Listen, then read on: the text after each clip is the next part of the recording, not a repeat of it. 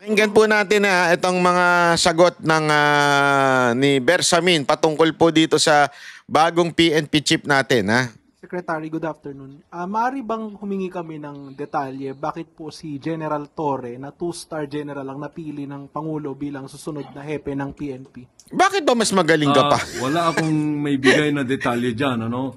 You know, the appointment of elements of the officers of the PNP, there has to be kept confidential. Okay? We should respect that confidentiality. But it's the President's discretion, which I consider to be absolute because he is actually the, well, you cannot consider that Commander-in-Chief kasi civilian yan, no? Pero more or less, ganun. No one can question the use of that discretion. Wala naman nagka-question doon. You are not answering the question. Ano ang naging basihan? Hindi naman ako kini-question. We all know that appointing a PNP chief discretion ng presidente. Don't answer the question in a wrong manner. ES. Ang tanong, ano ho ba ang basihan? Bakit niya ito? So, are you telling us na walang basihan? We're not questioning the basis. We're just asking what? Call it inscrutable. But right now, the considerations that weighed in the choice of General Torre should be respected. Kasi he oversaw many high-profile operations, including yung kay Pastor Kibuloy and then recently yung pag-aresto kay former President Duterte. May kinalaman po kaya yung naging handling niya, yung mga ganong operations sa naging choice ng Pangulo? Hindi ko masasabi yan dahil alam mo, si Presidente always demands performance. Kahit na ano yung pinagawa sa iyo, you must have, you must exhibit some high degree level of performance. So maybe that is one. I'm not going to discount that. But there... Performance? Wala naman pong performance ito. Naalala niyo yung performance niyan? Siya po ay na persona non grata sa may Leyte. Ano pa po? Yung pinagtanggol niya yung dating pulis na gumunong ganun. Tapos pinagtanggol niya, nag-press con siya, di ba? Anong nangyari? Di ba, nag-resign nga siya dahil sa kahihiyan, dahil sa batikos ng taong bayan, kasi pinagtanggol, gumaganon-ganon, yung kalbo. Walang performance yan. Ang talagang pinaka-performance lang yan ay yung ginawa niyang kawalangyaan sa Davao. Yung pag-siege ng KOJC, yung pagpalit-palit ng kung ano-ano dyan na nakapulisan sa Davao, yan ang performance niyan. So lahat ng pag-uusig sa mga Duterte. At the same time, yung dahig. So wag na natin pa ikut-ikutin pa. Yan ang dahilan. Wala naman performance na iba yan eh. Maybe other qualities of General Torre that you might have considered. Well, anong qualities ni Torre? Magsinungaling. Hindi Anong qualities ni Torre? Sir, yung sabihin na sa korte na lang kayo magpaliwanag. Kahit walang warrant. Ay, pambihira, Comparison to the qualities of those others who were not given this responsibility. Salamat po. Eden Santos, Net 25. Nako, yan na si Eden. Ako, yari. Good afternoon po, ES. Yung pong pagkaka-appoint ni General Torre, naasahan po ba na magkakaroon ng mga demoralization or sa hanay po ng PNP yung pagkaka-appoint po sa kanya ng Bakit Pangulo? naman? Anong bakit? Anong klaseng tanong yan? Ano sagot yan pala? Sir, ang dami pong dinaanan. 1-star general ay 2-star general po ito si Torre. Tapos ano po siya? PNPA. First, sabi nga nila, unang PNP chief na PNPA. Ang dami pa pong dumaan dyan na PMAyer at mas senior pa sa kanya. Mantakin mo, lagpasan ka lang dahil sa sip-sip. Hindi pa madedemoralize yun.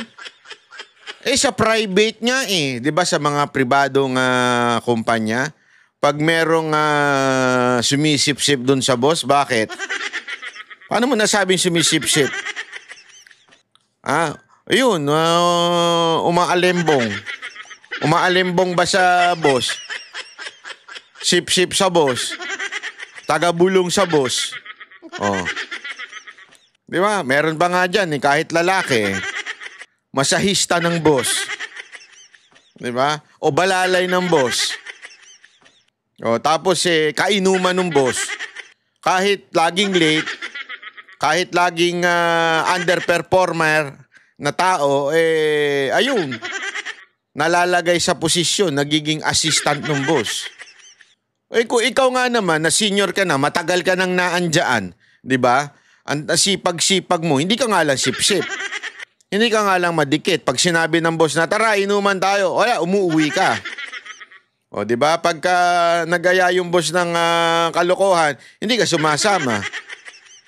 O, so ngayon, hindi ka ngayon kasundo ng boss. O, kaya hindi ka ngayon napopromote.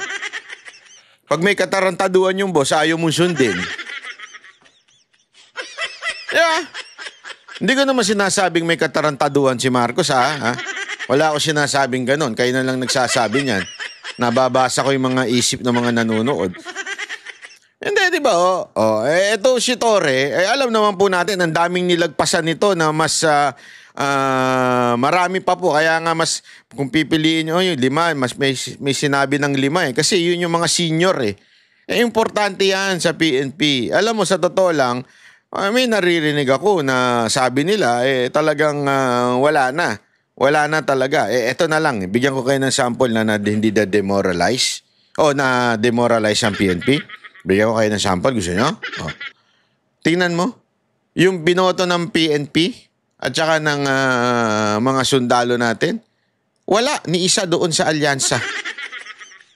Doon pa lang, yun ay nagsisimbolo na talaga nga namang wala nang galang o ika nga hindi na nila nirerespeto yung endorsement ni Marcos, 'di ba? Doon pa lang alam mo nang demoralize na itong mga uniform personnel. Hindi lang sila nakakapagsalita dahil alam niyo naman paparusahan sila.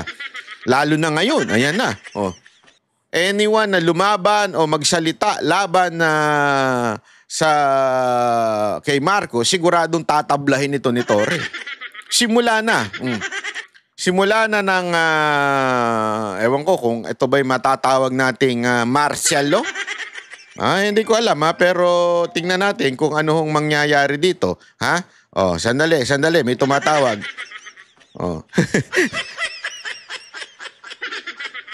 Naku po, sandali lang po. Mamaya na, sir. Anyway. So, ayun nga po. Ayun ang masasabi natin dito. Tuloy natin. Kung titingnan po yung mga background po ng iba pang contender, hindi po kaya magdulot ito ng problema sa hangin? Palagay ko naman, hindi. Dahil professional yung mga hanay ng kapulisan. No? They're all very great professionals. They're very decorated individuals, so they just follow what the commander-in-chief or what the president desires. So hindi po naman ito reward sa kanya, another reward ng Pangulo, yung kanyang Alam mo, lahat ng promotion reward yan, ano? But diniretso niya na, paulit-ulit si Eden lahat naman yan reward. Lahat naman yan, reward. Tingnan nyo na, reward. Most promotions are given on merit. So let us assume that this was lahat naman daw yan reward. Promotion on merit. Agoy! given on merit. Because, it was not an easy decision on the part of the president. He considered, to my recollection, 5 names. No? And you must probably have an idea of who those 5 were. But as of this time, the decision was already made, and it favored Police Major General Torre. by the time he accepts this appointment, he will have the 4 stars. That is the regulatory rank, the stars. Thank you po. Ira Panganiban, DZRJ. Grabe, no? Matindi talaga itong ginawa ng gobyerno natin. Ako ang na alam nyo, meron tayong mga tropa dyan na kaibigan natin. Mga opisyal, meron din mga nasa baba. Alam ko yung hirap at pagod ng isang pulis. Hindi ho biro maging isang pulis, mga kababayan. Lalo na mga panahon ng holiday, di ba? Wala silang choice. They have to work kahit po may holiday. At napakahirap po dyan. Tinaasan na nga ni Pangulong Duterte yung sahod ng mga pulis. Ang dami namang forced loan dyan sa loob ng PNP. Yung talagang puwersahan kang pauutangin. Paano ka naman di mangungutang nagpapautang sa'yo, napakataas ang posisyon.